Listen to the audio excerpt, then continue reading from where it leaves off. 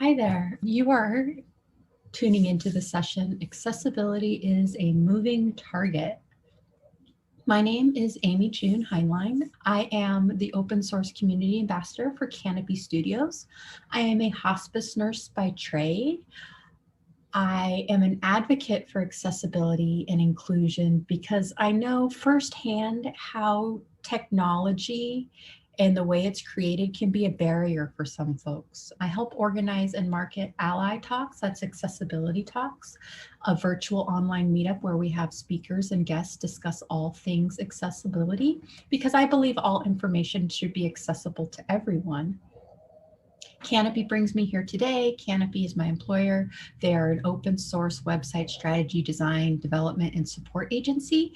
And we're hiring. If you have any questions, you can reach out to me across social media for that. So let's dive in.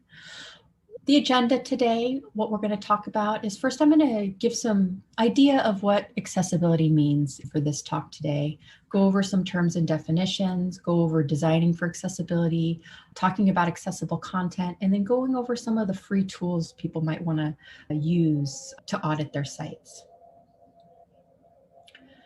So why design for accessibility? Not only is it the law, we want to include a wider consumer base for our audience. We don't want to exclude people from using our products and services.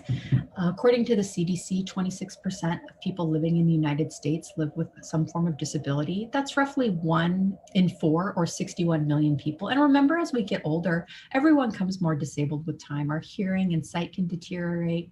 We have to think of situational disabilities, noisy workplaces, especially in the time of COVID. Some of us have kids at home, some of us have spouses at home. In more normal times, think of the user on a plane that forgot their headphones and want to utilize closed captioning. You can't find your mouse. You can only use your keyboard. You can be recovering from shoulder surgery and not be able to use your mouse at all. And remember, not every disability can be seen. There's debilitating pain, fatigue, dizziness, cognitive dysfunctions, brain injuries, as well as learning differences, mental health disorders, and vision and hearing impairments. How do we embrace accessibility? Well, first we have to understand what it means. And in the context today, I'm going to talk about producing rich, engaging media that's accessible to everyone. And being accessible means everyone can readily access what you're offering, services and venues, and written and digital content as well. Remember, inclusion is not giving special privileges to people. It's making sure that the barriers are actually removed. Neil Milliken is the head of accessibility and digital inclusion at Atos. He created the Atos Center for Competence encompassing accessibility, inclusive design, and assistive technology services. He's an invited expert and contributor to the W3 Cognitive Accessibility Task Force. And I love this quote. He says, "We should celebrate neurodiversity. The world would be poor and life would be duller if we were all the same." So let's just really go quickly through these terms and definitions because you can take the time and research these more on your own. There's the ADA, that's the Americans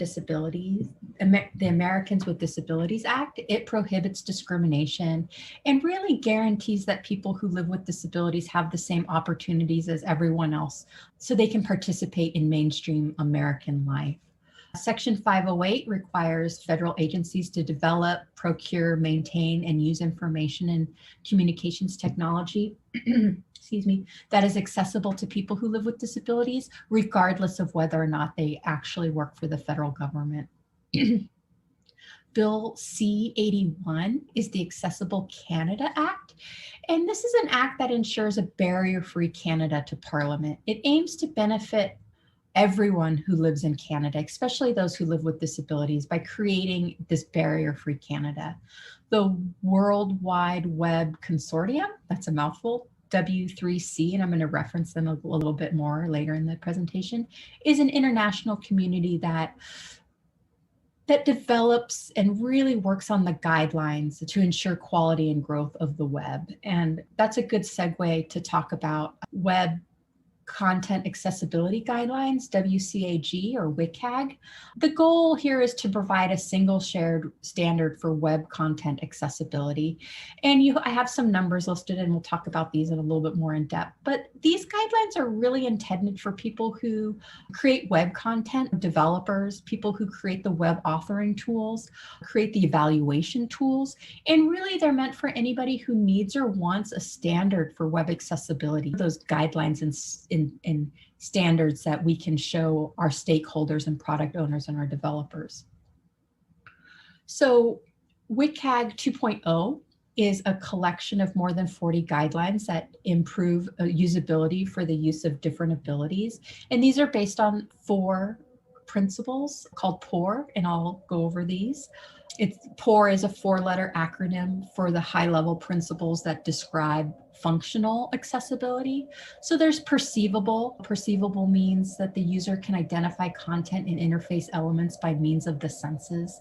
Operable means that a user can successfully use things like controls, buttons, navigation, and other necessary interactive elements. Understandable, we really want our users to be able to comprehend the content and learn and remember how to use the interface to their advantage and just be able to navigate. And robust, this ensures that users who use different technologies can choose what technology they use to interact with websites, online documents, multimedia, and other informational formats. There's WCAG 2.1. This has everything that 2.0 has, plus 17 new items. It talks about line height, orientation, color contrast, other things like that. And 2.1 right now is the standard guideline and the compliance level for many of our websites. So if we break down our guidelines, they're broken into 3 main levels. Each increasing A in the level indicates an additional criteria to follow. Level A is really that minimal compliance. If your website does not meet at least this level, then it means that it's really hard for people with disabilities to use. Double A is the accepted compliance level right now. It means that your website is usable and understandable for most people. And then there's the AAA level. This is the optimal compliance, but it's really hard to reach. This means that your website is accessible to the maximum number of users with or without living with disabilities. So what's coming up? This is talking about accessibility being a moving target. And one of those things that change over time is those standards. So on the horizon is this 2.2 guidelines. They're going to be coming out later this year, and it's still up in the air about which ones are going to be definitively included. But the WCAG 2.2 guidelines is everything that 2.1 had, plus 9 new items. I have them listed on the slide, but they talk about focus appearance, fixed reference points, dragging, pointer target space, findable help, hidden controls, accessible authentication, and redundant entry. And the reason I mention the ones that haven't come out yet, because it's always a good idea as developers and auditors to think about what compliance will look like in 6 months. So if you're doing an audit today, keeping in mind the guidelines that are going to pass in the future helps you future-proof your website. So let's break it down. What makes content accessible? There's 4 broad parameters. We want to make sure that it's easy to see, so we accommodate visual needs. We want to make sure it's easy to interact with. Some people are unable to operate a mouse, therefore multimedia should be delivered in a player that can be operated with the keyboard alone. So we want to make sure we accommodate motor needs.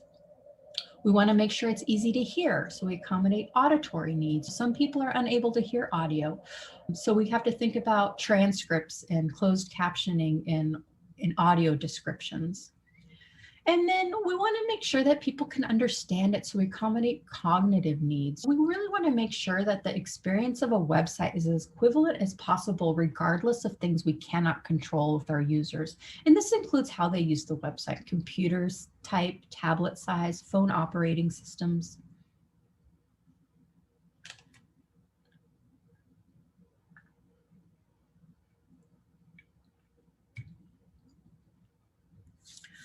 User agents. When most folks think about assistive technology for digital assets, they really think about screen readers. But I want to take a closer look at some user agents. Assistive technology, or AT, you might see as an acronym, is any device or software or equipment that allows people to work around challenges so they can learn, communicate, and function better across the digital assets. Of course, there's screen readers. Screen readers are used to listen to the content of the web page, and really they convert text to speech. So we should keep in mind screen readers can also be used along with visuals on the web page for folks who experience cognitive challenges as well. Not only sight impaired people use screen readers, there's all different sorts of use cases.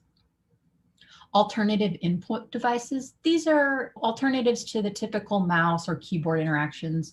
And some of these users may have physical or cognitive impairment. And some of these input devices could include things like head pointers, speech input software, large print or tactile keyboards, touch screens, single switch entry devices, even eye tracking and motion tracking comes into play with alternative input devices. Screen magnification software. It's used to enlarge screen content to make it easier to read for users with partial sight impairment. These softwares are used primarily by people with partial sight to enlarge the content to make it easier to see. Some screen magnifiers provide text to speech and other functionality as well. And what's some more assistive technology and adaptive strategies? There's eye tracking, a system that monitors eye movement to control mouse pointer, and it really detects blinking, and that's what is used to initiate mouse clicks. There's things called accelerators. This is software and functionality that really help reduce the need to type or click. We can use sticky keys and have keyboard customization. This includes mapping of the keys, assigning shortcuts, having filters, stuff to support single-handed typing. Folks can use pop-up and animation blockers. These are web-based plugins or other software tools that stop that automated pop-ups or help pause or hide animation. Some folks use refreshable Braille display to have the text show up as Braille.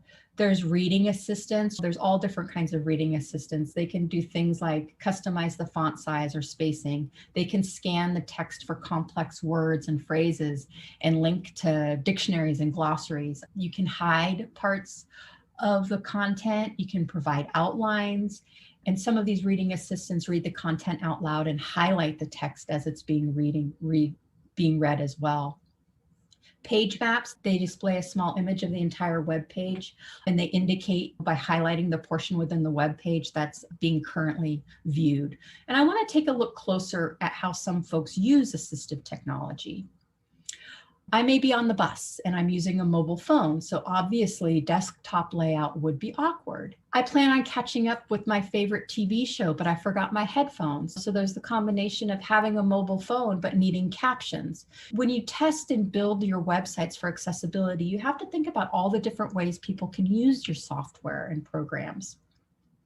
Another scenario might be that someone has misplaced their mouse or only used their keyboard to navigate, but they have low vision, so their zoom is amped up to 200%, and perhaps the page shifts into responsive size and mimics mobile design when that happens. So we need to make sure that when that happens for keyboard users, that when things shift to accordions or drop downs, that they can access that by the keyboard, that the text sections are still there and that there's no keyboard traps. And now think maybe they need to have a text-to-speech device or a screen reader enabled. So the content on the page should match how it's read. Take into account all of these things. Things need to have the same flow and be predictable. I might have CSS and images disabled and I'm navigating by keyboard. We need to be sure that we don't miss out on important visuals that are important for context and content as well. Look at all these user agents and throw them up in the air and catch a few and test with those different scenarios, build personas. So let's moving into why are our websites moving targets for accessibility? So let's talk about some of the design. Design and content creation can be close together, but they happen at different times of the website's life. Design is before launch, content can happen at all phases. And I just want to go over a couple of, or a few of some design aspects. So we want to make sure that we use visual and semantic space. Space is an important visual tool that helps us identify where content is and how it's related on the page. So we want to make sure that we provide the right amount of space between lines of text. This is line height, and usually it can be applied automatically. Using clean typography is super important. We want to avoid changing the typeface from page to page on our website. We want to avoid using all capitals. Readability is greatly reduced when all capitals because words have a uniform rectangular shape, and some readers might not be able to identify words by that plain rectangular shape. Don't underline text. We want to make sure that we reserve underline for identifying links. Left aligned text is easier to read, having a consistent margin. Don't put 2 spaces after a period. This is left over from print days. And we want to make sure that we support text resizing. Check how your content responds to having enlarged text. Now let's talk about accessible content, because you can have accessible design and you can have accessible code, but what happens over time when content is added? This is one of those moving targets, especially when a team of people, when we have multiple content creators and multiple authors involved, and then maybe we have a WYSIWYG, a text editor that includes all the bells and whistles, and people are allowed to, change their font size, add headings and things like this. So let's look at some accessible content. We want to be sure that we use plain language that's difficult to read and understand is really a barrier for almost every user, but particularly for people who live with cognitive disabilities, maybe low reading literacy, and people who the content is an unknown topic, or maybe it's even written in an unfamiliar language. So plain language improves the ease of interaction on a website. It can be things like clear headings and labels, things that make it easier to navigate and operate that website and web application. So plain language, when content creators really think about plain language, content and controls are easy to understand for all users. Things are clearly defined. People who are unfamiliar with the topic or language are better able to understand when there isn't a lot of complex language and things like that. People who have disabilities that affect the ability to access and read content, when we use plain language, they're not held back by that unnecessary complex language. And I always like to mention that it really benefits people who use English as a second language. If your content is meant to appeal to an international audience, plain language is even more crucial, and it's easier to translate. Familiar language. This is really making sure that you use familiar words or familiar combination of words. And our content authors and writers should really strive to communicate with their readers, not impress them with using showy words or uncommon words. So we want to use language that your users can relate to. Think of those personas, your user base. So avoid jargon and buzzwords. Jargon and buzzwords are unlikely to be clear language. Often these words are too vague and lead to misinterpretation or empty and meaningless text. We want to be consistent with the words that we use. If we refer to the same person or object several times in our text, we always want to make sure that we call them by the same name. We also want to be careful when we use symbols, irregular characters, or certain types of punctuation in our text, because think about characters like ampersands or symbols for percent. Some of those might be unfamiliar to people. Be especially careful when using acronyms and abbreviations and numeronyms. An acronym is a word that's made up from the first letters of other words. For example, NHS is National Health Service. There's BLM, Bureau. That could mean a couple different things. BLM could be Bureau of Land Management or Black Lives Matter. So making it clear what your acronyms and abbreviations or numeronyms stand for is important to the reader. So identify them the first time that they're used. And also think about search engine optimization. It's easily searchable and will often give you better SEO ranking when you have familiar language. You want to make sure that the words you use in your copy and on your pages reflect the words that people might enter into those search engines looking for your site. These are some of these like high level principles with accessible content. Know your audience, adjust your languaging to your audience, and provide context. Alternative text, not only images, but for links, graphics, and charts. Its original purpose and still primary purpose is to describe images to visitors who are unable to see them. Using scan patterns can help the information be more presentable and show up in a logical order that makes sense. In general, keep your words, sentences, and paragraphs short. Remove any redundant information and opt for short, widely understood words over using more obscure and multi-syllable words.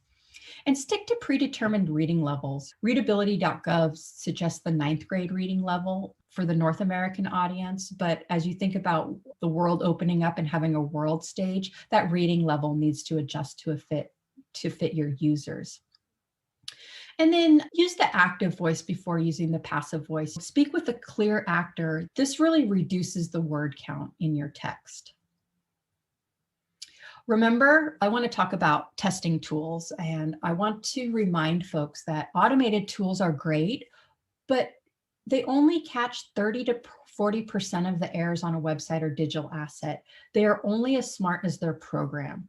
So I want to go over some testing tools that will help you with manual testing as well. And I really only want to highlight the free ones because they're definitely more accessible than the pay-for services. So screen readers, a screen reader, like I said before, converts text to speech. Some free ones that you can look at depending on your operating system would be NVDA, Mac VoiceOver, Chrome Voice, Orca, or Spoken Web.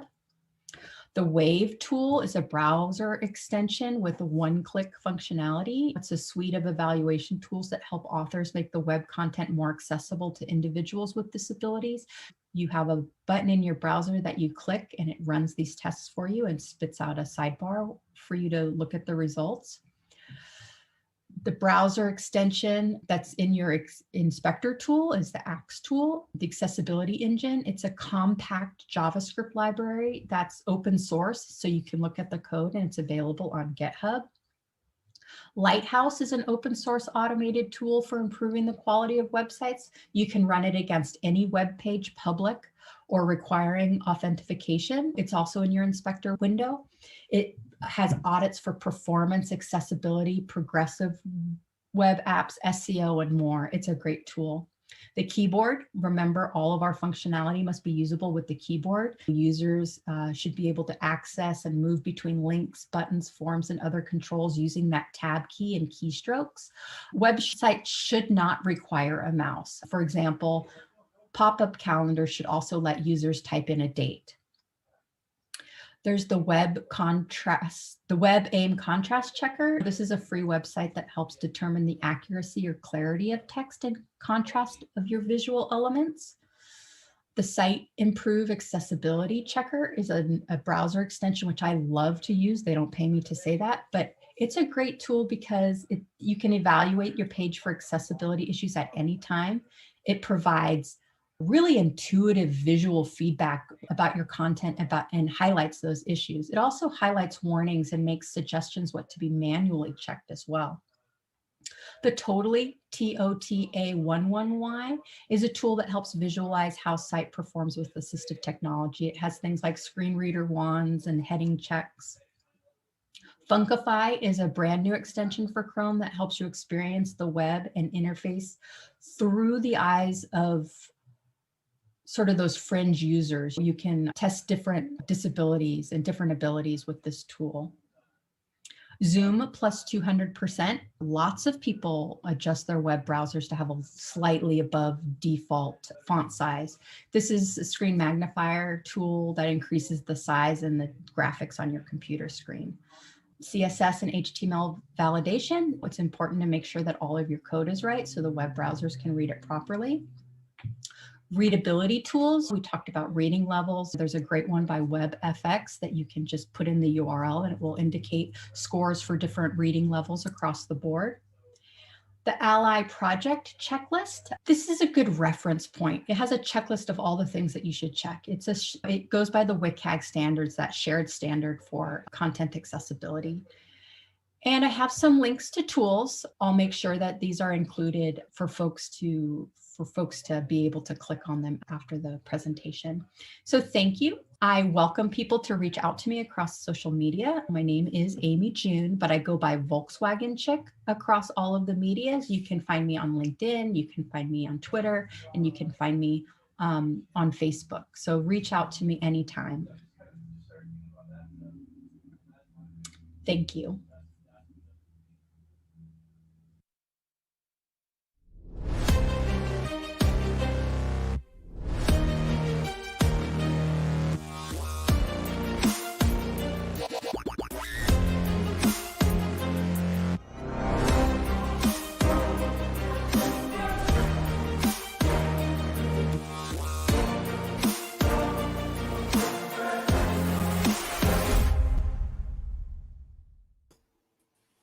This year has already been long enough. 2021, that is. Let's not even get started about 2020. You've got enough to worry about with your business. Worry about one less thing this year. Your website hosting. Fused.com offers great support, performance, and uptime. Really, give them a try today. Hello, I'm Adam from GoDaddy Pro. We're thrilled to be a global sponsor of WordFest Live. It's a 24-hour worldwide celebration bringing the entire community together for an epic virtual event. The GoDaddy Pro team will be on hand to answer your questions on topics ranging from security to content strategy to everything WordPress. Keep following us to learn more about what they have in store. Plus, we'll be spinning the wheel and giving out prizes. It all happens on Friday, January 22nd.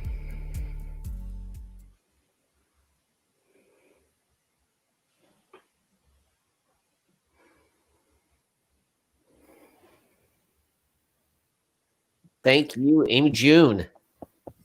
Thank you. Overload. I'm like, I need all those links. I mean, people talk a lot about accessibility, but there's so much, there's so many things that you talked about that I don't even think about necessarily. It's so difficult for people who are developing websites, people in general, to put themselves into someone else's shoes and to really understand, what types of devices, what type of accessibility issues that an individual might be using. And you did a great job of really kind of going into a few of those use cases.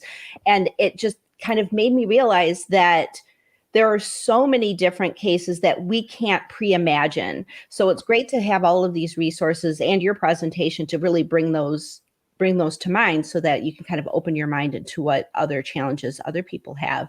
So thank you very much. Now we have some questions. Robert, you had a couple of questions that had come through? Yeah, the first, I think, big one will be, how much does accessibility really add to the overall cost and duration and effort of putting together a site? So that's an interesting question because you did mention the build process. It really doesn't cost anything extra when you have it, when you bake it into the build process, because our developers are trained and they know how to set it up, especially for a CMS. Most CMSs are accessible out of the box. It's when we add the themes and the other layers to it that makes it not accessible. And also, when we get our content authors and our editors involved, we love them, but they're often involved in the website much further along the lines than our developers are. So it's about training. So when you bake it into the build, it really doesn't add any cost. But as a remediation, it can add lots of cost. So it's easier to think about accessibility from the beginning of the project, from the design level. So making sure that your designers, your coders, and your content authors are all in on that training process, is really cuts back on that cost of the website. And then the remediation can be anything, depending on how many errors you have in your website, So it's just as a stakeholder and as a developer, realizing that it's easier to not have to fix it later, I think is the most important aspect. So theoretically, a nightmare remediation, you might be better off just rebuilding from scratch. Yep. Interesting. Wow. Now, you mentioned that a new standard was coming out. How often, like say you have a website and you haven't updated it in a while, but you did an accessibility review of it before you launched, how often should someone who is managing a website go back and take a look at accessibility to make sure that they're staying current with standards? We work in a CMS, WordPress. And so the reason to have a CMS is because our content is dynamic and it's always changing. And Yeah. because our content is always changing, I recommend every 6 months. Okay. Because as we introduce new editors, we have new bloggers come in, they might not know how to use a WYSIWYG. So they may break the accessibility within that content. So just going over it every 6 months. And then, the standards don't change very often. Okay. And they do give you grace when that happens, So I think a lot of the times, doing it every 6 months and then having an accessibility statement on your website where people are invited to give their feedback and that you actually listen to the feedback and respond to it, I think is also important. Great point. We had a question from Maha Benki. Do you think JavaScript helps accessibility or hinders it more in the web? Well, I always challenge folks is if you can turn off your CSS, if you can turn off your style sheets, basically, and turn off your JavaScript and be able to read a website in the way, if the website still makes sense when those things are turned off, that's where you start with. So if your JavaScript is adding some elements that don't show up when it's turned off, it certainly does hinder your website, and then two, the JavaScript, having the Ajax and the animations that can be detrimental to some folks that, might live with vision induced motion sickness. So thinking about how much interaction is on the page is important too. Sure. And then we have yes, the presentation will be available for download at some point, Sally. I saw that. Definitely. And people can follow you on social media. You said Volkswagen Chick is your social media, and I'm sure you'll have some links there that people can access. And usually on LinkedIn, I'll upload the slide deck too. So if they go to my LinkedIn, the slide deck will be there. Excellent. Great. Some other questions around just, what it takes to get a site built. How effective are automated solutions in putting together a site? Well, I don't know about putting together a site for automated, you know what I mean? I don't know how that works because we're all coders and that kind of stuff. But maybe regarding the testing, is that maybe the testing or even maybe around content, can I just copy and paste content into something and it'll automatically accessify it? So our automated tools are only as good as what they're programmed to catch. So we like to say that in general, only 30 to 40% of the errors are programmed in. So it really is a combination of the manual testing and the automated testing. Great. So let's say somebody is not necessarily new to WordPress. They've been using WordPress a while, but accessibility hasn't been top of mind to them, but they really like to get into experiencing some accessibility problems so that it really drives it home. What would you recommend somebody do to really get their feet wet in these types of issues? So I think a good way to sort of have that empathy built in when you're looking at your website is one, to close your eyes and use a screen reader. Screen readers are hard. So it's tricky, but you can kind of get the idea of what people can hear and what people have to suffer through your website. Like any extra content, if there's a graph and it's not described, they don't have any sort of visual thing. And then also just hitting the tab key through a website can really illuminate how effective your content strategy is. If you can't get to everything on your keyboard, or if you get stuck, that's a big problem. Wow, definitely. yeah, building in that empathy, I think, is something that it's until you experience it, you don't really realize that it's a problem. You assume, well, if I experience this, therefore it must always be true. And Mhm. and it's not. And then also, like, I always challenge folks is like, you have your website and you look at it on desktop, do it, scale your site down and look at it responsively too, because a lot of people don't think about it, but a lot of folks use their mobile phones exclusively. And if it's not accessible on their mobile phone, they can't access your website. So that's something to really, yes, it's great to do the desktop testing, but like really, think responsive first, I guess. Definitely.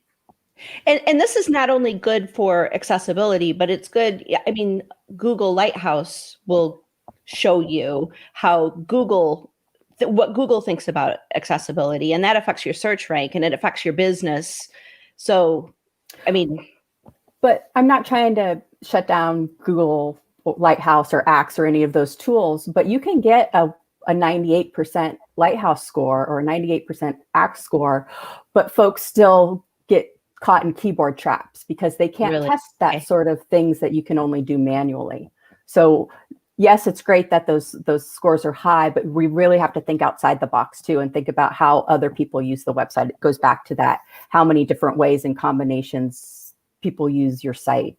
Well, and following up on Kathy's point, if your site is accessible, all those other things should nicely flow up from, Google Lighthouse, SEO, and all that. Yeah, and if it's a matter of like talking folks as like stakeholders and bosses into it, accessibility ties directly to SEO. So a lot of those things that help with your accessibility also get you those great search engine optimization results. So that's, like, don't think of it as your accessibility budget. Think of it as your SEO budget. That makes it, unfortunately, easier for some folks to view. You know what I mean? So just sort of frame it different. Oh, that's a great point. Great point. Definitely. And also make your boss use your website with the sites closed, right? And then try to show some of that empathy upwards as well, right? So we got a couple more questions from the viewers. Kent asks, what's your opinion of tools or services which claim fully automated accessibility solutions, such as Accessibility? I'm not familiar with that tool, to be honest with you. I use Site-Improve browser extension as like the first line of defense for an accessibility audit because it's free. They do have a pay-for service, but the free extension tool, it's really easy to use. But it not only gives me the errors, but it gives me the warnings, and it also tells me what to manually check for because like we talked about before, they're only as good as what they're programmed for. So you can go through this tool and find the errors and target those right away. But then also you can make a note of what to go back and manually check for. And then, of course, with screen reading, I don't recommend us as developers or content authors to do our own screen reading because we don't know how people use those devices. So I recommend like native user testing a lot of the times. And many universities in the Lighthouse group, not affiliated with the Lighthouse extension, but the Lighthouse group, it has in North America, several places worldwide, but they offer clinics where you can go and you can take your website and they'll have real users do real testing for you. But with that in mind, be nice about at what point you have those people do the testing. Make sure that it's almost accessible because some of those folks will get frustrated like from the beginning if your navigation is completely wonky, but I do advocate that real users do the native testing. I think Accessibility, and I've seen similar tools, they're overlays on top of the existing site. So theoretically remediating all your magical issues. So not so much as testing, but actually fixing. So I don't know if you've had experience with those directly, but I think that was also tied to that accessibility question. Yeah. Like I said, like a lot of our CMSs are accessible by nature. We work really hard on making them accessible as part of our built-in features, a lot of the times it's those plugins and themes that sort of break it down. So we have to be really careful and mindful about looking at those themes and plugins and evaluating those and really making sure that they're appropriate for your site and for the people who are using your site too. Is there an accessibility checkmark in the core plugins directory? Curious. I don't even know off the top of my head. I don't know. I don't have the answer to that either. Okay, anyone at WordPress, if you're listening. Hit us in the comments. Have you taken a look at the WordPress? Sally Thune is talking about the theme 2021 has the most accessibility features built in. Have you taken a look at that? I have, and I like it. It's very exciting. Having a lot of stuff be required is nice, making sure that all those fields are already there for you, which is nice, but again, it goes back to like making sure that when we add our content and we allow our content authors to use our editors and WYSIWYGs, that they know what the buttons mean, or maybe restrict our styles, and I can't even say this enough. Like we put in so much time and effort to like train our coders and our designers for accessibility. We really need to do the same thing with our content authors as well. Because again, they're in that website way longer than we are. Yeah. Very, very good point. Is there a best way to develop sites so it's flexible for any new changes coming into the mix?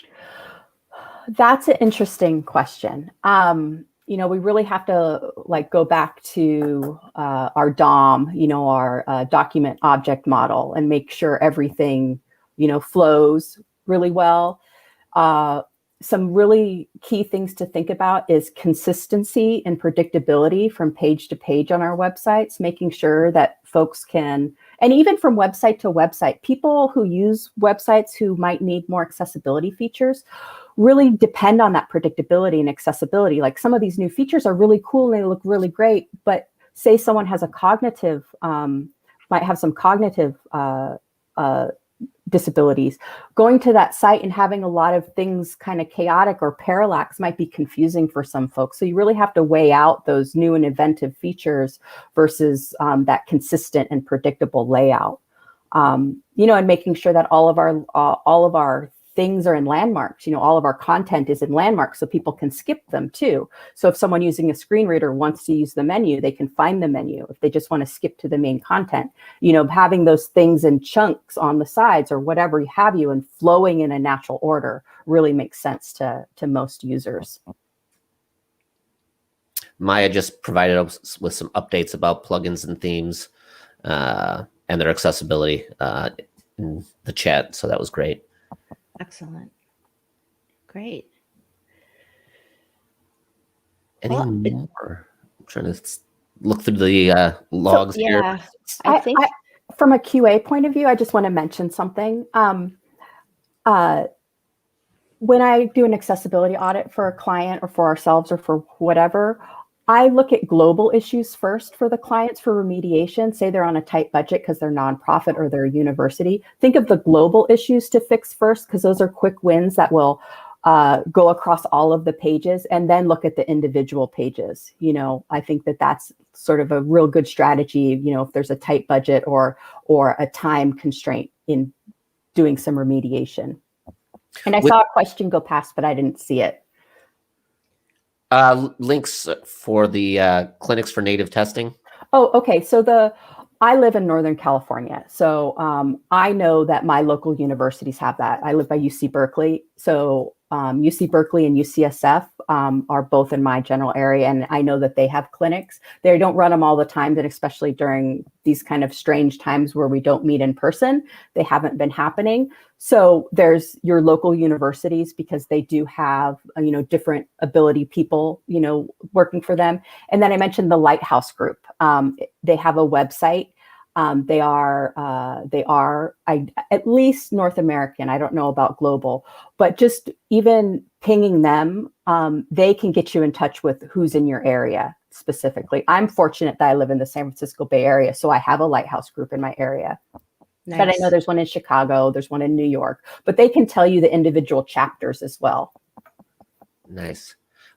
I think we got time for one more question. And yes, Leo's telling me to cut it out. But if there was one standard that should be the be all and end all, you kind of look at instead of all four. I mean, you had a number of things to resolve. But if time is short, which one should I be looking at or evaluating to make sure?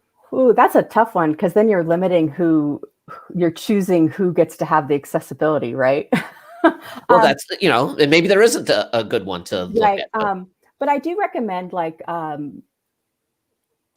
about your screen reader users, because if you fix a lot of screen reader issues, it fixes a lot of the other issues that kind of go hand in hand. Like if you do your alt tags, then people who turn off CSS in their browsers, they can see it.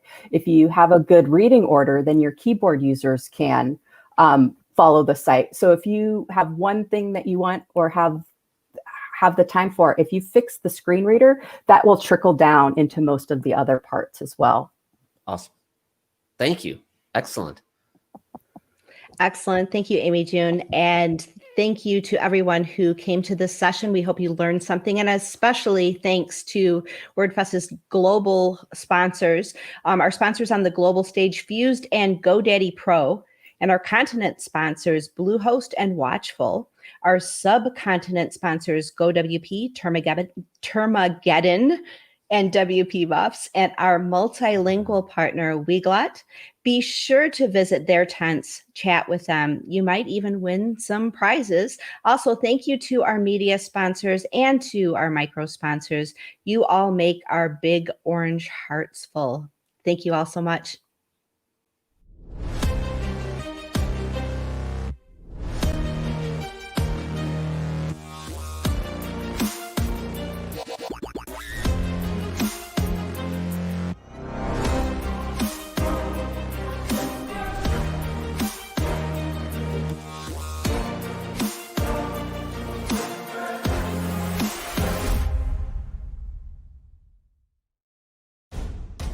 At Bluehost, we think it should be easy to share your passion with the world. Since you worked hard to build your business, you shouldn't have to build your website. And if you ever need help, we're here for you 24/7. We know people depend on you, so you can depend on us. And of course, we believe that whether you're big or small, global or local, your website should grow with you and go anywhere your passion leads. Bluehost. We'll power your website, you power the world.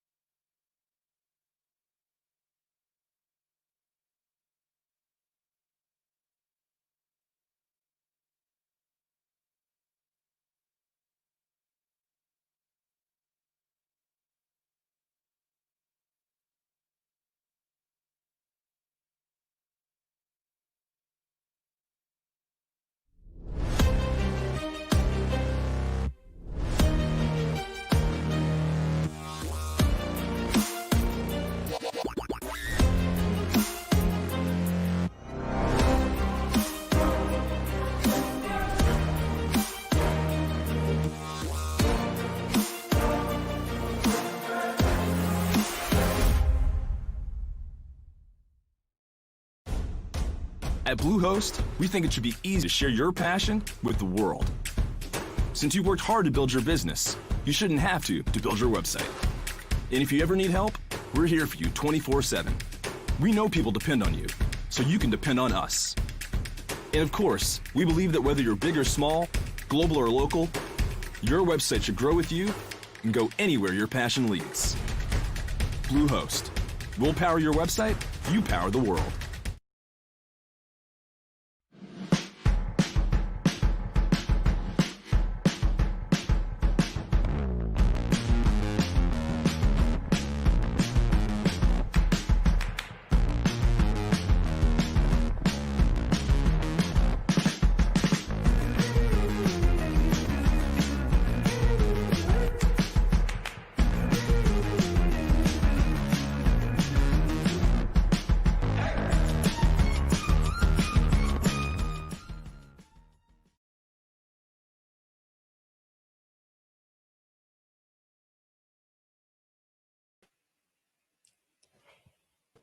Hey, here we are again. How you doing, Robert? I am ready to stretch something. I don't know what. Hopefully it's both body and mind. So That's what we're here for, huh? Our last speaker on the GoDaddy Pro stage for WordFest is Yogi Amanda Gorman with a session on chair yoga for remote workers. And I need this. This session will offer attendees an opportunity to connect their body through movement and breathing practices. Remote working typically entails a lot of sitting and a lot of screen staring with minimal movement. I am a poster child for that right now. Movement is our key to connecting our needs to our needs, which is essential for living fulfilling and healthy lives. This 30-minute yoga class will show attendees how they can bring movement to their daily life with ease. we will move through a series of accessible movements and breathing practices right from our chairs. This class is intended to serve folks of all ages, body types, abilities, beards, whatnot. Amanda will join us for a live Q&A session immediately after the session video. Please post questions and comments in the chat.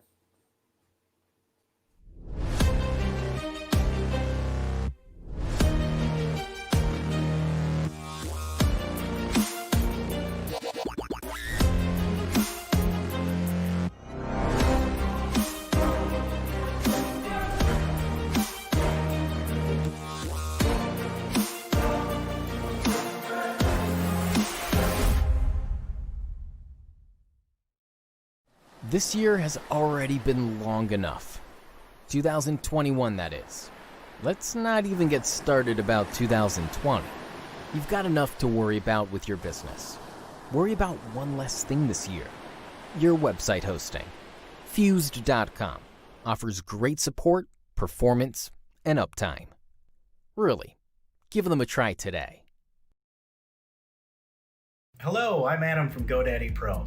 We're thrilled to be a global sponsor of WordFest Live. It's a 24-hour worldwide celebration bringing the entire community together for an epic virtual event. The GoDaddy Pro team will be on hand to answer your questions on topics ranging from security to content strategy to everything WordPress. Keep following us to learn more about what they have in store. Plus, we'll be spinning the wheel and giving out prizes. It all happens on Friday, January 22nd.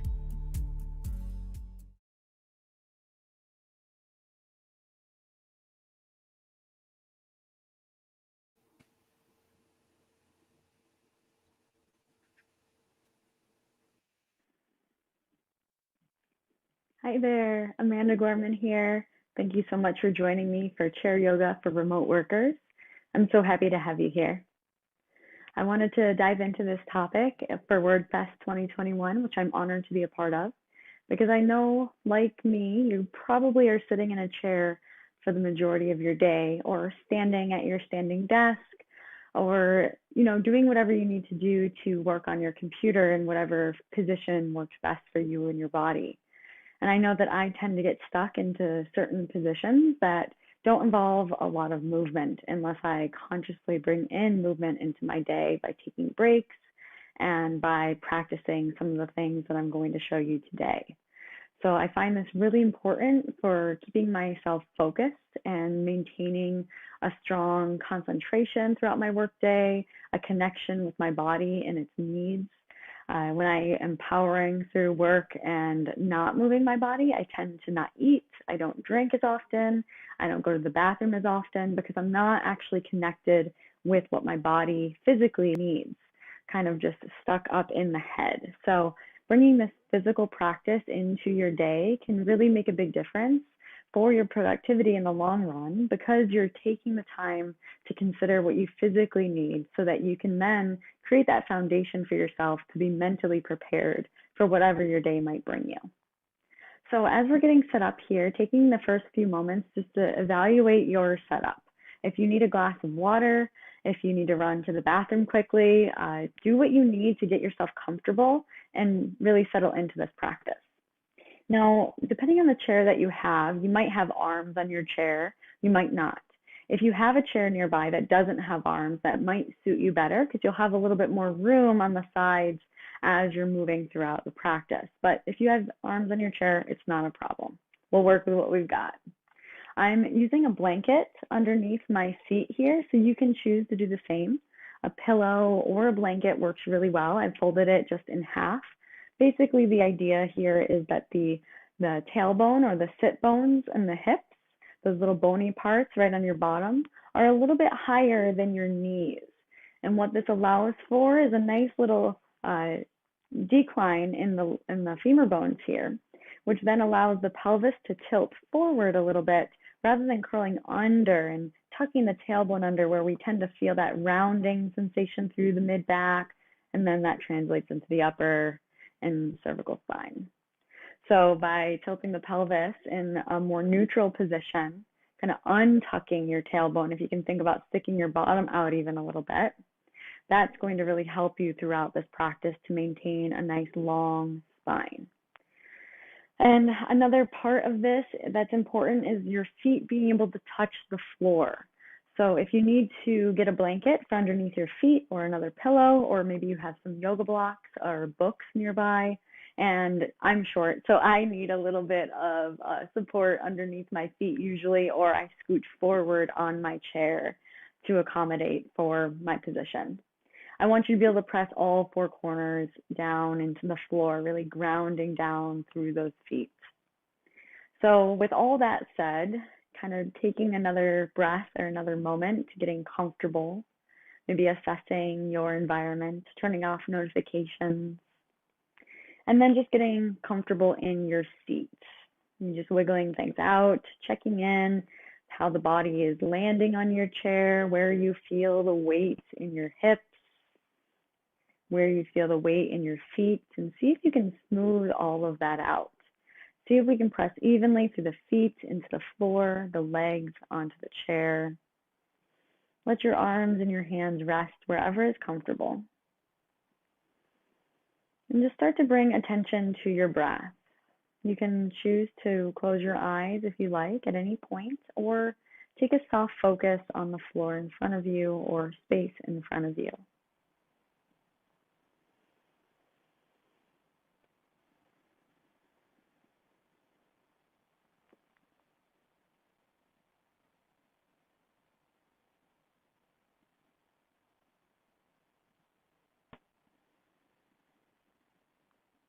And start to notice the way the breath is moving in your body, where you feel a sense of expansion or contraction.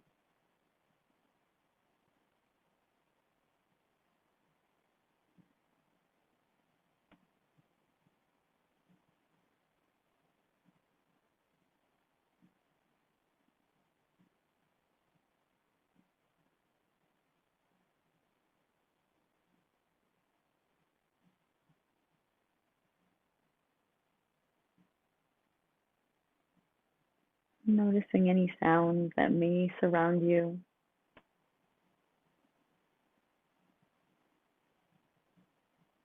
And staying with your breath.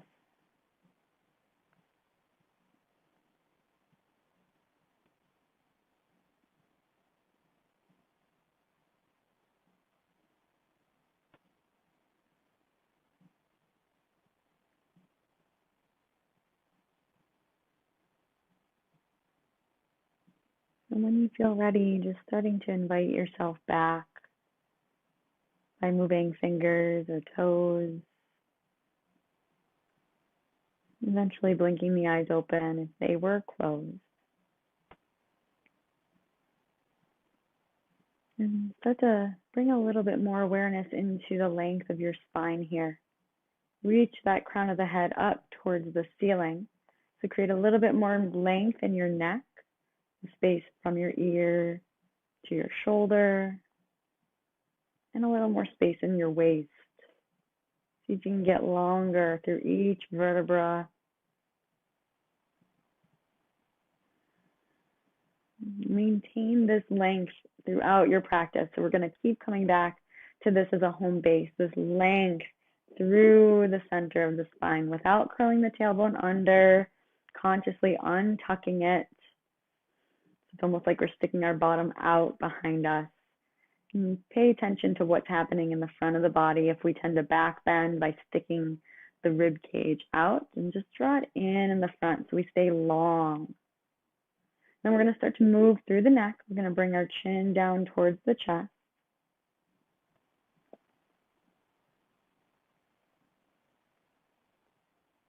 And start to bring the chin back up to center and then up towards the ceiling.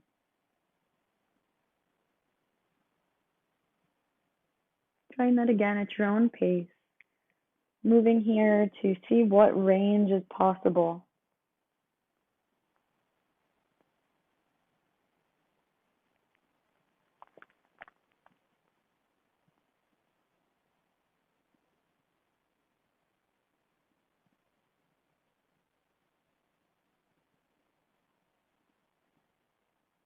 And the goal here is to feel a lot of opening in the space that we're stretching. So as the head comes down, the back of the neck is opening. As the chin comes up, the front of the neck is opening. We don't really want to feel too much happening on the closed side. So if we feel any sort of pinching or discomfort, just dial it in a little bit more. Don't go quite as far. But if it's feeling pretty good, let's do another round. See if we can go a little bit further.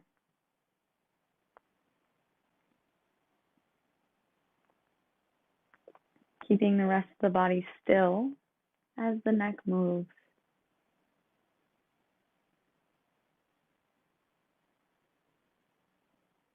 Let's bring the chin back down to the chest as you finish up. Just letting the head get heavy here. Keep the shoulders as they are, not rounding or doing any other sorts of things. And then we're going to start to bring the chin over to one shoulder. Just looking over that shoulder. Little rotation, and then bring it back to the center. Again, not moving through the shoulders, but just the neck and the head. Turning to look over the other shoulder, and then coming back. And again to the other side.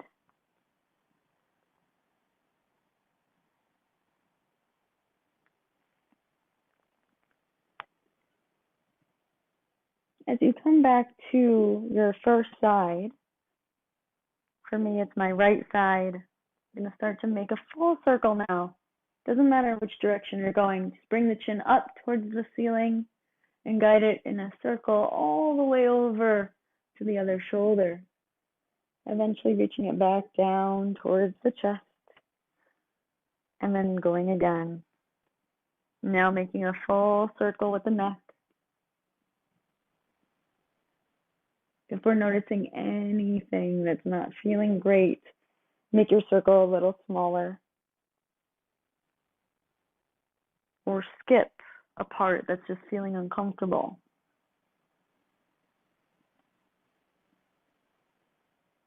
Finish up the round that you're on. Bring the chin towards the chest and go the other direction. First turning to look over to that shoulder, rotating, and then turning to look up towards the ceiling. Bring that chin up and over to the other shoulder and down to the chest.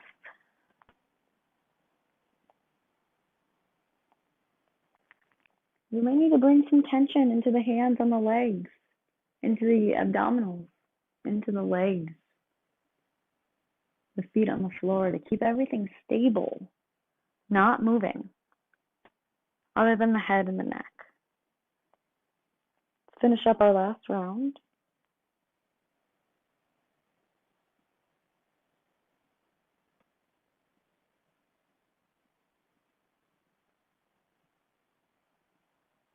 Bring the chin back to the chest and slowly bring your gaze back up towards center. Just shake the shoulders out a little bit. Notice how that's feeling. Any movement that feels good there. Good. All right, just checking in once again with your tall position, that length through the spine, grounding down through the feet.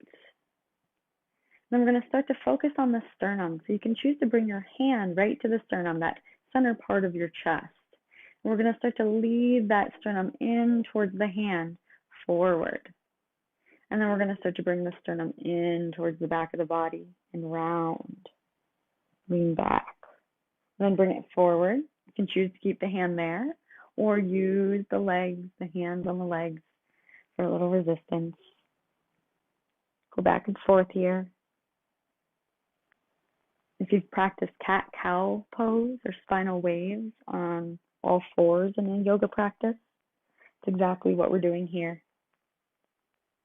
Moving our spine into extension and flexion.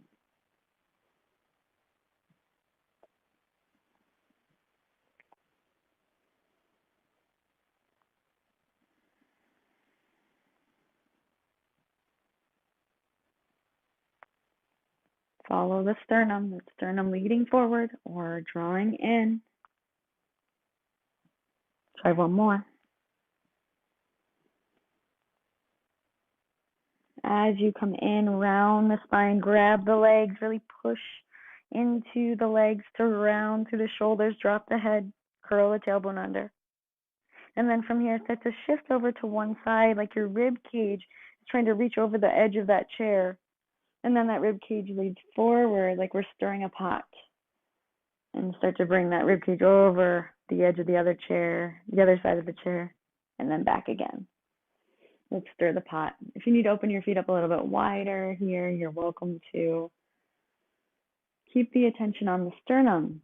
It's spinning around the pelvis. I always like to visualize stirring a pot here, and the pelvis is the pot. Your spine is that spoon stirring as far away from the center as possible. And start to go the other direction. See how exaggerated you can make this movement for what's available in your body, in your chair.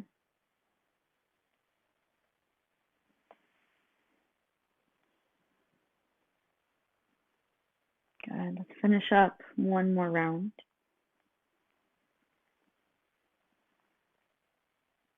Good. Bring it back to center and just kind of check in once again.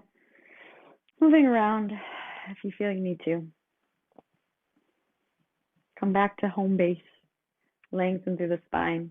I'm going to invite you to bring your arms to the back of the head. So we're going to interlace the hands in the back of the head to support the back of the head a little bit. And open up through the elbows here. Lift up through the spine, the sternum lifting up, the crown of the head reaching up. The front of the rib cage stays down, and that tailbone is not curling under, but instead untucking consciously. Ground down through your feet and start to tilt one elbow up a little higher than the other. Notice if you tend to back bend here or forward bend, and try to just lengthen through the side of your body only. Slowly bring it back to center, and then bring the other elbow up.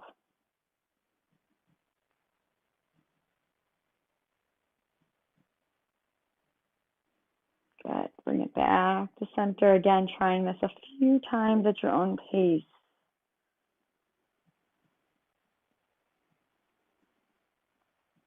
Are you breathing? Make sure you're not holding your breath, which is easy to do when we're concentrating on these movements.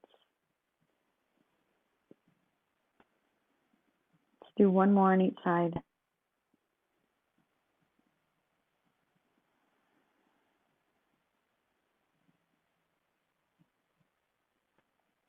Good. Come back to center. And release the arms. Go ahead and shake them out. Whatever feels good there. Good. Let's rest the hands on the legs. Find that length through the crown of your head. Start to turn to look over one shoulder. And turn it back to center and turn to look over the other shoulder.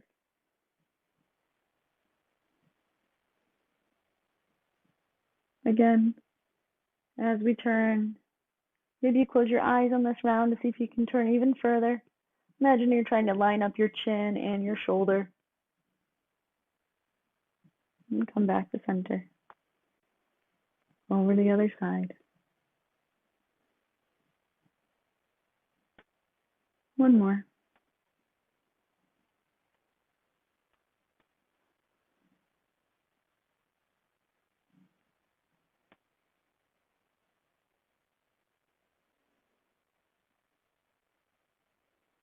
Good. Come back to the middle. Let's make some shoulder circles here. Circle the shoulders really big. See if you can draw them forward and up towards the ears and behind you and down. Not just these little tiny circles, but how big can we make this movement? Get the whole shoulder capsule moving. Back of the shoulder blades. Good. Go the other direction. Back. Squeeze those shoulders together and lift them up and reach them forward and down. Good. Shake that out. Beautiful. I'm going to bring some awareness into the arms here. So we're going to bring our arms out at our sides. If it's possible, if you have arms on your chair, just bring your arms up a little bit higher. Any angle here that's below a 90 degree is really what we're going after, so that we can start to turn the palms forward. The pinky is trying to reach up towards the ceiling, and then turn the palms to the floor, and then point them behind you, and try to bring those thumbs up or back behind you. Spiral there. Good, and then keep that going a couple times like this. And see if you can focus this turning, this rotation in the shoulder capsule here. So rather than just my elbow or my wrist or my hand doing the action, I want my shoulder to be internally rotating or externally rotating.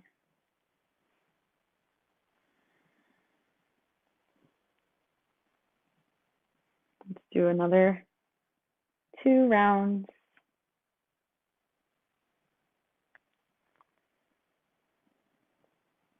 Good. Finish up there and just let your arms rest again at your sides. Shake it out. Good. Now I invite you to bring your hands forward in front of you. Bring your wrists into an extension, those fingers reaching up towards the ceiling, fingers drawing back towards you, and then point the fingers down. Good. Try that a couple times. Try to keep the fingers straight, your elbows straight. The rest of the body is nice and strong in your torso. And you're trying to see how many wrinkles you can create either in the top of the wrist as the fingers come up, or in the bottom of the wrist as the fingers point down.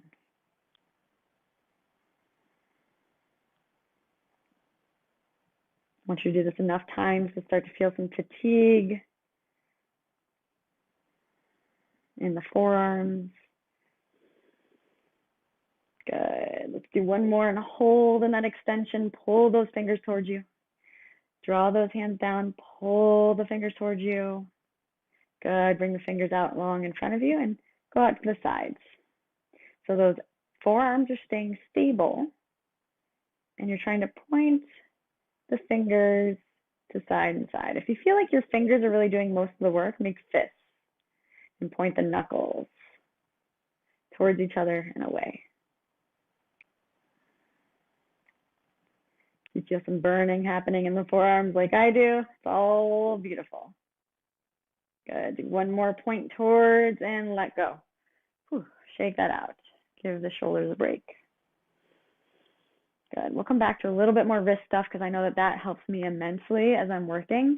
My wrists tend to get really, really sore, and I just lose mobility in my hands just from typing and doing a lot of habitual actions in my day. So wrist prep is really great. So let's round down through the feet again. Reach up through the crown of the head. Bring the chin down to the chest. And bring the chin back up.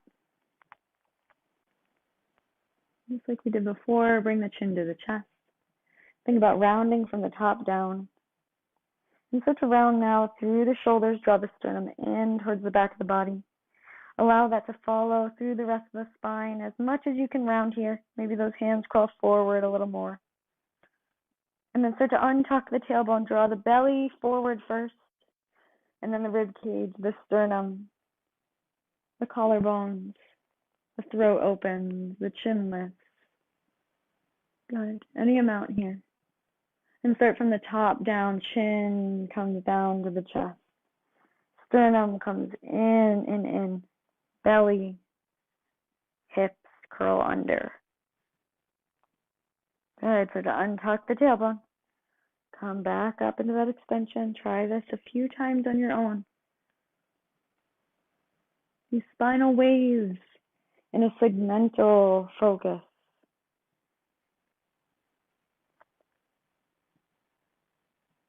Moving with intention. Trying to separate each vertebra in the back of the body so that it moves individually. That's our goal. Doesn't mean it's going to happen today.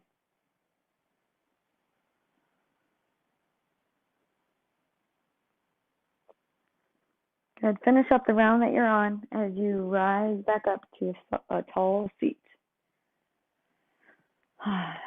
Let go of some of that tension. Just take a moment to check in. Notice your breath.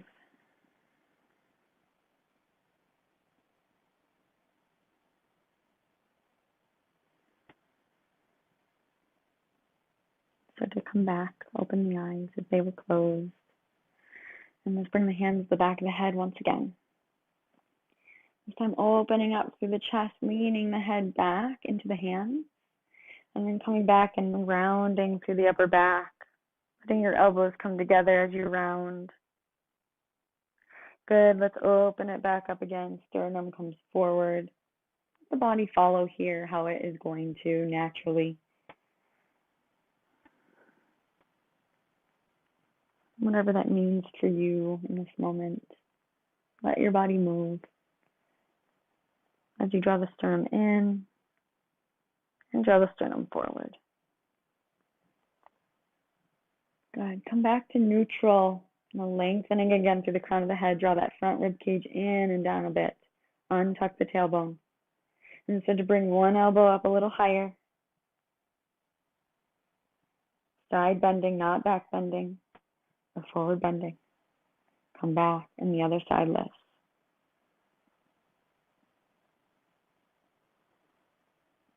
Good. Come back to center.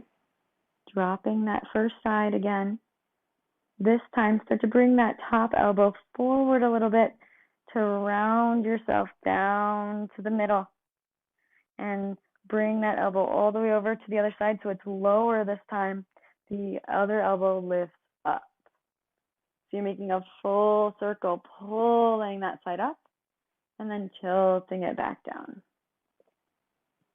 Rounding forward here. Just play. Doesn't need to be perfect. Tipping down, rounding forward.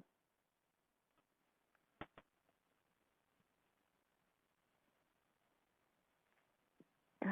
Finish up this round. Round it forward. And then whichever side you're going to switch, bring the opposite elbow down first. Opposite elbow lifts up nice and high, and you pull yourself up and bring that elbow down. Round it forward. So it doesn't matter which side you started on. Don't get caught up on that. Just make these circles with the upper back. Find the mobility that's possible here.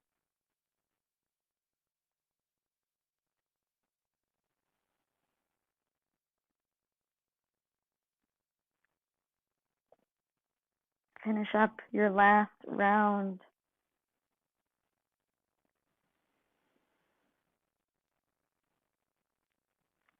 Bringing yourself back to the middle and then slowly rolling the spine all the way back up. Let go of the hands. Shake the shoulders out. Move in whatever way is going to serve you here. Check in with your breath. Get settled, grounding through those feet. Find that nice long spine once again. Bring your hands out long in front of you and make some fists. You're going to point those fists towards each other first. Keep those elbows straight. Point the knuckles towards each other and down. And start to make a full circle, drawing those knuckles down towards the floor, all the way out in external rotation until the knuckles come up towards the ceiling. Point the thumbs forward and bring the fingers up towards the ceiling. Keep the elbows straight here. Draw those fingers towards you, thumbs forward. Good. All right, now we're going to wrap the fingers into those fists and bring those knuckles out to the external and then internal. Again, out and in. Point the knuckles down towards the floor. See if you can make a full circle. And then draw the knuckles up, point the fingers up towards the ceiling. Thumbs reach forward. Draw those fingers back. Good. Now start to make those fists once again. Out, in, out, in. Draw the knuckles down. Make that circle. Lift up through the fingers. Thumbs reach forward and hold here. Really draw those fingers back. Good. Now shake that out. Now we would do that a lot more if we had time. So maybe you commit that one to memory. It's a really, really great one called forearm flares to really fire up what's going on in the forearms, which are going to support your wrists as you're working, as you're doing anything that you want to do in your day. Do some finger flicks here. Throw the fingers away. Shake the wrists out. Good. Let's move those shoulders once again.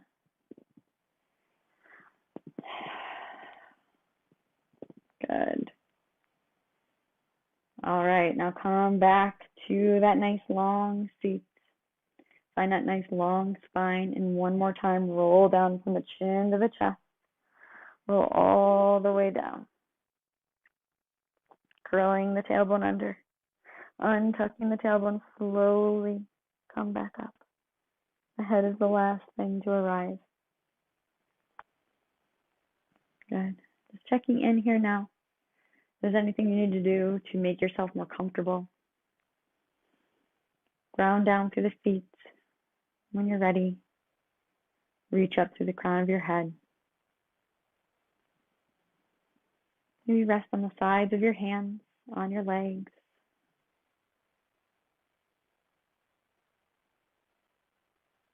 Bring attention to your breath.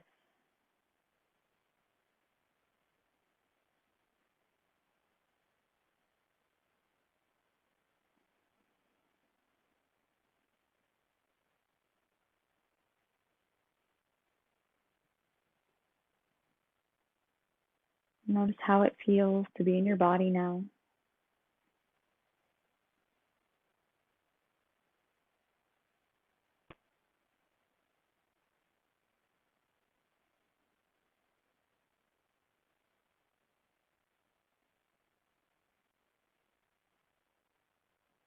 Give yourself some gratitude for coming to your practice, for making this a priority in your day, for trying something new. And I certainly thank you for coming to practice with me. I hope you enjoy a beautiful rest of your day and all of the sessions of WordFest 2021. And I hope to see you again soon. Bye.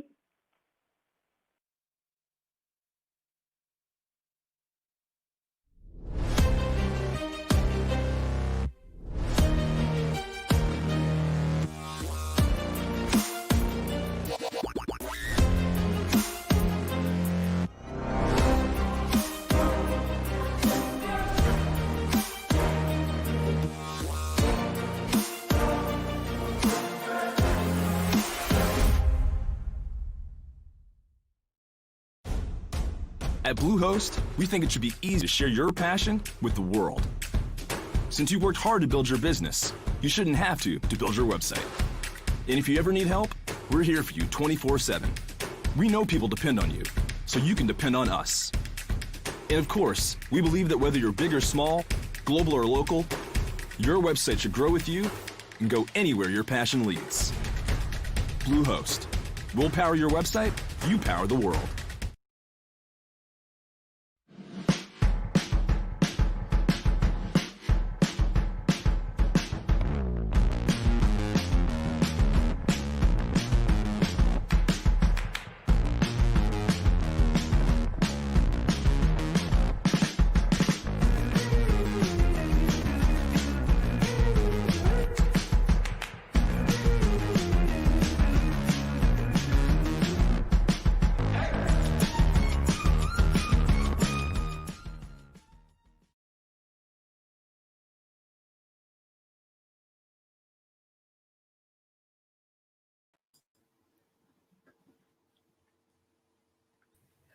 And we're back for questions. We are back for questions. Sort of. My mind has relaxed a little too much. That was amazing, Amanda. Even in those short 30 minutes, I found all kinds of spots in my back that hurt. And my mind is now like, you remember I used to do this and feel good, but I'm out of practice. And I want to ask you, how can I remember to do this more often? I mean, I'm busy. I've got a job. I've got a dog. I've got kids. How can I remember? Yeah, absolutely. I think that's something we can all relate to. And definitely I relate to myself. And I think it just really takes that intention setting and sticking to a commitment that you're making to yourself. And the more we do anything, right, the easier it gets. So the more we introduce this into our lives, whether it's 5 minutes or 30 minutes or 60 minutes, whatever you have time for, your body's going to actually crave it. Just like when you start to eat something like not as sugary maybe, like, and then you start to crave that other thing, or the opposite, it's your body starts to crave what it actually needs. And I think it needs this movement. So, definitely.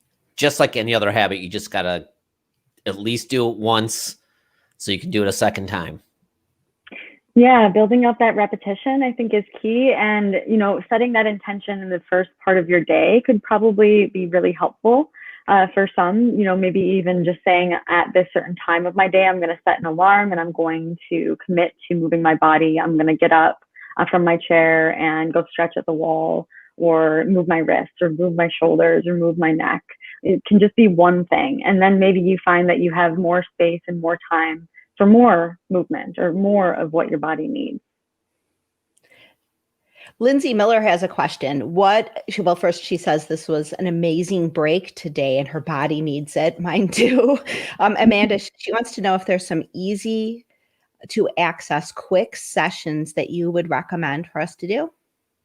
It's a great question. And quick sessions is going to be all over the web, really. I mean, it depends on who you want to practice with. And that's the beauty of remote working and being able to access yoga now in this virtual space. My yoga studio is all virtual now, as many others are. So you could really find any yoga teacher around the world and practice with them. So it could be as simple as searching a YouTube video or finding an instructor that you really connect with and seeing if they have some recorded content on the web somewhere, or if they have a scheduled class. Like I have a scheduled class on Wednesdays for chair yoga that I have a lot of folks that take a break from their day to do.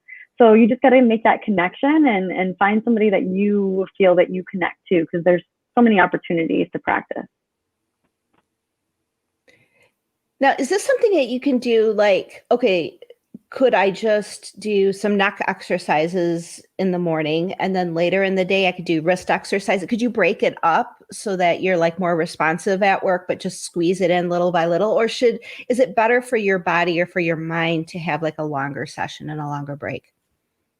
I think there's benefits to both. I don't think it matters, though. I think moving is what's important.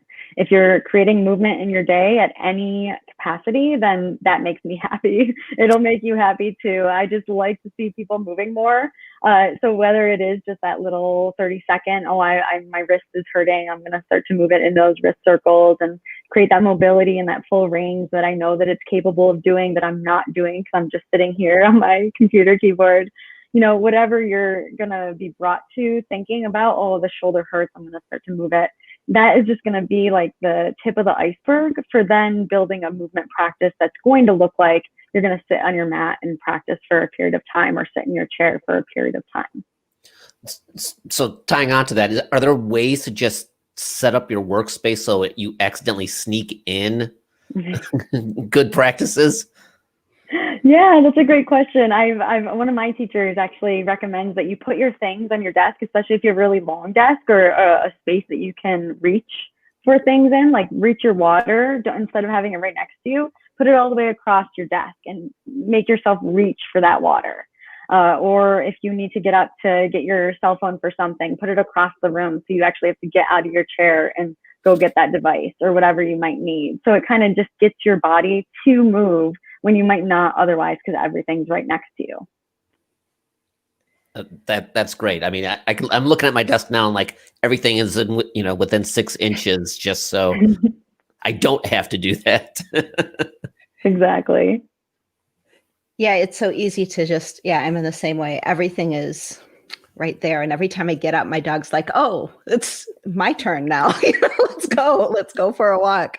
Are there things that we can do? I mean, I know you had to do some breathing, and I've done breath work sporadically throughout my life. And I know it's like really important to breathe, and we forget a lot of times. Are there ways that we can remind ourselves to breathe? And are there certain exercises we can do to either relax if we're in a stressful situation, or if we're just like, oh my gosh, this day is dragging on? Is there something we can do to like re-energize ourselves?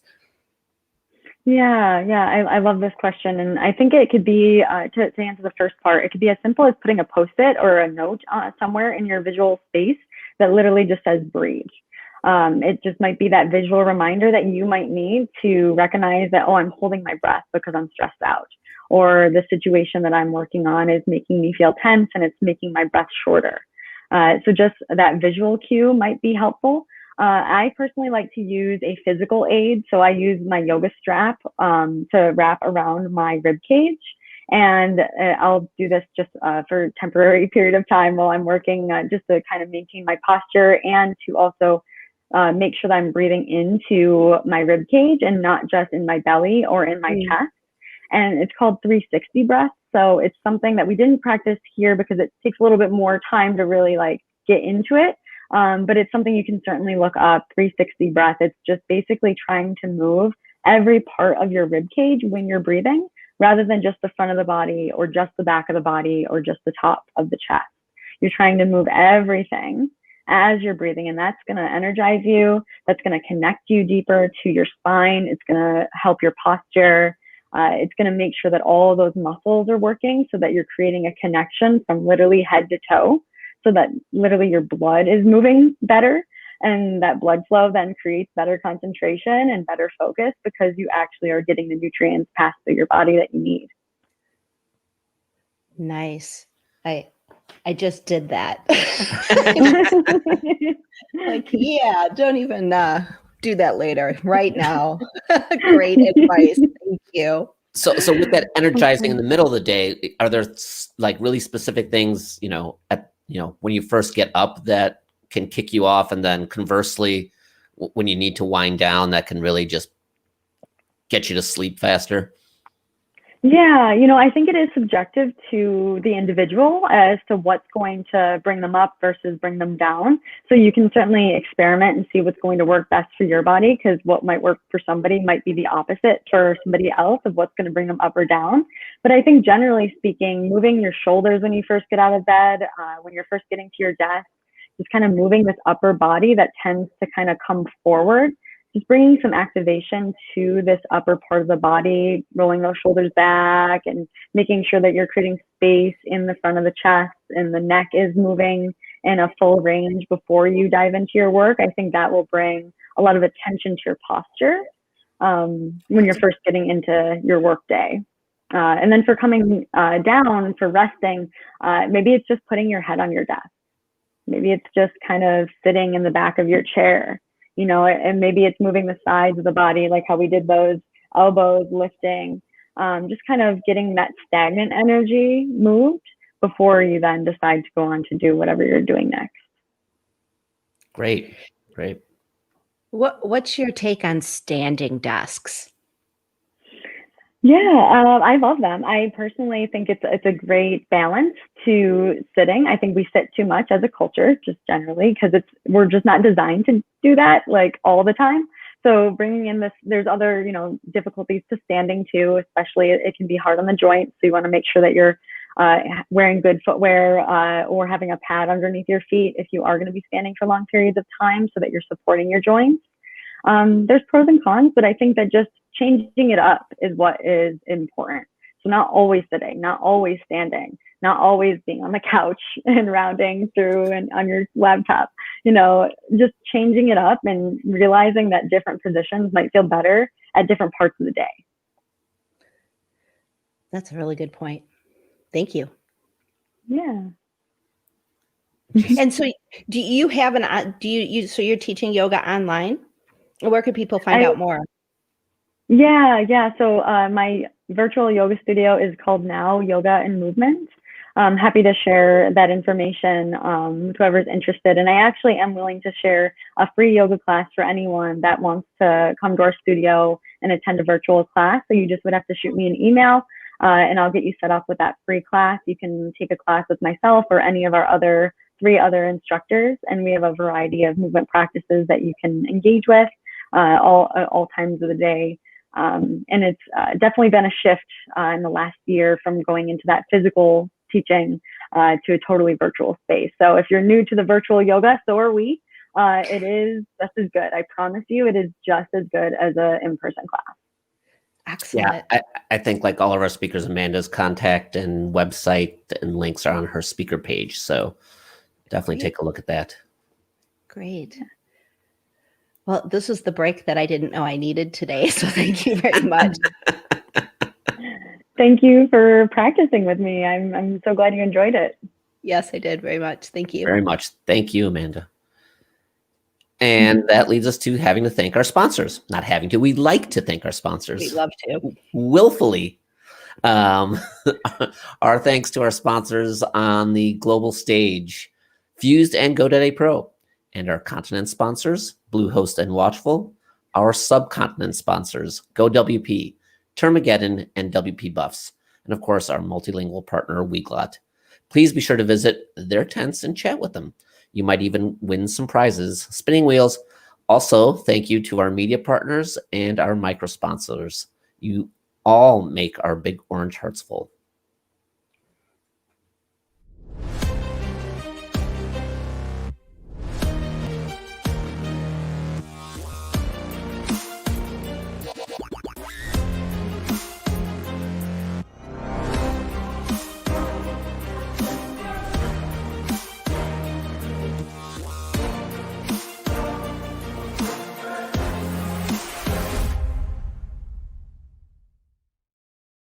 This year has already been long enough. 2021, that is. Let's not even get started about 2020. You've got enough to worry about with your business. Worry about one less thing this year. Your website hosting. Fused.com offers great support, performance, and uptime. Really, give them a try today. Hello, I'm Adam from GoDaddy Pro. We're thrilled to be a global sponsor of WordFest Live.